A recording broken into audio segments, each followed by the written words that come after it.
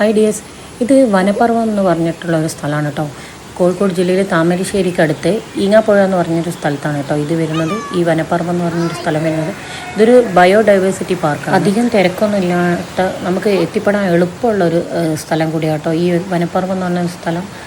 Sunday ആയിട്ടും വലിയ തിരക്കും കാര്യങ്ങളൊന്നുമില്ല. എനിക്ക് തോന്നുന്നു അധികം ആളുകൾക്കൊന്നും അങ്ങനെ അറിയില്ലെന്ന് തോന്നുന്നു. കാടും വെള്ളച്ചാട്ടമൊക്കെ ഇഷ്ടപ്പെടുന്ന ആൾക്കാരാണെങ്കിൽ നമ്മൾ എന്തായാലും പോയി കാണേണ്ട ഒരു സ്ഥലം തന്നെ കേട്ടോ വനപർവ്വം. എന്തായാലും നമുക്കത് നഷ്ടമാവില്ല. ഒരു ചെറിയൊരു ടിക്കറ്റ് ഉണ്ട്, 30 രൂപ 35 രൂപ അങ്ങനെ എന്തോ വരുന്നത്. അതെടുത്ത് നമ്മൾ മുമ്പോട്ട് പോയി കഴിഞ്ഞ് കഴിഞ്ഞാൽ നമുക്ക് ഒരുപാട് കയറാനൊന്നുമില്ല. ആദ്യം കുറച്ച് കയറി കഴിഞ്ഞാൽ പിന്നെ ചെറിയൊരു ഇതുപോലത്തെ ഒരു വെള്ളച്ചാട്ടം കിട്ടും. പിന്നെ അവിടുന്ന് നമ്മൾ പിന്നെയും കുറച്ച് പോയി കഴിഞ്ഞാൽ വേറൊന്ന്, അങ്ങനെ 3 സെറ്റായിട്ടാണ് ഇത് വരുന്നത്. അതൊന്നും ഒരുപാട് കയറാനോ അങ്ങനെ ബുദ്ധിമുട്ടുള്ള ഒരു വഴിയൊന്നുമില്ല. ഫസ്റ്റ് കാണുന്ന ഒരു ഇതാണ് ഇങ്ങനെയുള്ളൊരു നമുക്ക് ഫസ്റ്റ് കയറി കഴിഞ്ഞാൽ കിട്ടുന്ന ഈ ഒരു വെള്ളച്ചാട്ടമാണ്. അങ്ങനെ ഒരുപാട് ഫ്ലോയിൽ പോകുന്ന വെള്ളമൊന്നുമല്ല. ഇതിപ്പോൾ കുറച്ച് സ്പീഡ് ഇട്ടുകൊണ്ടാണ്. എന്നാലും അവർ പറയുന്നുണ്ട് വെള്ളത്തിലധികം ഇറങ്ങരുതെന്നൊക്കെ.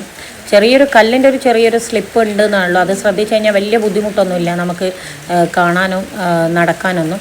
പിന്നെ ഒരുപാട് മരങ്ങളും അതിൻ്റെ പേരുകളും പിന്നെ അവിടെ തന്നെ ഒരു ബട്ടർഫ്ലൈ ഗാർഡനും കാര്യങ്ങളൊക്കെ ഉണ്ട്. പിന്നെ നമുക്ക് കുറച്ചും കൂടി മുമ്പോട്ട് പോയി കഴിഞ്ഞാൽ നമുക്ക് കിട്ടുന്ന രണ്ടാമത്തെ ഒരു വെള്ളച്ചാട്ടം ഇവിടെയാണ് വരുന്നത്. ഇതാണ് അതിൻ്റെ മെയിൻ ഹൈലൈറ്റ് എന്ന് പറയുന്നത്. നമുക്കിതുപോലെ ഈ വെള്ളച്ചാട്ടം ക്രോസ് ചെയ്ത് പോകാൻ ഈ ഒരു പാലമുണ്ട്. നമുക്ക് ഇറങ്ങാനുള്ള വഴികളും ഒക്കെ ഉണ്ട്. ബുദ്ധിമുട്ടും കാര്യങ്ങളൊന്നുമില്ല. നമുക്ക് സുഖമായിട്ട് ഇറങ്ങി അവിടെ കാണാം.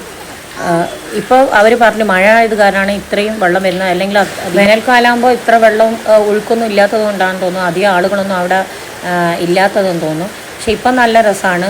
അങ്ങനെ കുത്തി ഒലിച്ച് ഇങ്ങനെ പോകുന്ന വെള്ളമൊന്നുമല്ല. നമുക്ക് സൈഡിലൊക്കെ ഇറങ്ങുകയൊക്കെ ചെയ്യാം. നമ്മൾ കോൺഫിഡൻ്റ് ആണെങ്കിൽ ഇറങ്ങാം. പിന്നെ ഈ ഒരു കല്ലൊന്ന് വഴുക്കുന്നതൊന്ന് നോക്കിയാൽ മതി. അധികം ആഴമൊന്നുമില്ല.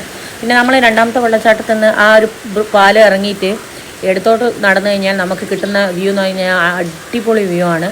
അവിടെയും നമുക്ക് ഇറങ്ങിയും കുളിക്കുകയൊക്കെ ചെയ്യാം.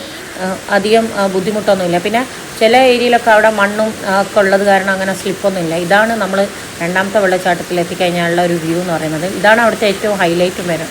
പിന്നെ ഇതിൻ്റെ മേലോട്ട് നമുക്ക് പോകാം. മേലോട്ടൊന്നും പക്ഷേ ഇത്ര ഒരു ഭംഗിയില്ല. താഴെയാണ് കുറച്ചും കൂടി ഭംഗി വരുന്നത്. ഇവിടെ നമുക്ക് അവിടെ ആ ഒരു ചെറിയ പിന്നെ ആഴമൊക്കെ തന്നെ ഉള്ളൂ. എന്നാലും നമ്മൾ ശ്രദ്ധിക്കണം. നമ്മൾ സ്വന്തം റിസ്കിൽ തന്നെ ഇറങ്ങണം. കുട്ടികൾ ജസ്റ്റ് ഒന്ന് അവിടെ നിന്ന് കുറച്ച് കളിച്ച് പിന്നെ നമ്മൾ കയറിപ്പോരാ ചെയ്തിട്ടുണ്ടായത്. ഇതിൻ്റെ മേലെ ഭാഗത്തും 1, 2, 3 ആൾക്കാരൊക്കെ നമുക്ക് അവിടെ കാണാം. അവരും അവിടെ നിന്ന് കുളിക്കുകയും കുട്ടികളൊക്കെ കളിക്കുന്നൊക്കെ ഉണ്ട്. പക്ഷേ ഈ ഒരു ഭംഗി മേലെയില്ല. ഇതാണ് മേലയിൽ നമ്മൾ എത്തിക്കഴിഞ്ഞാലുള്ള വ്യൂ.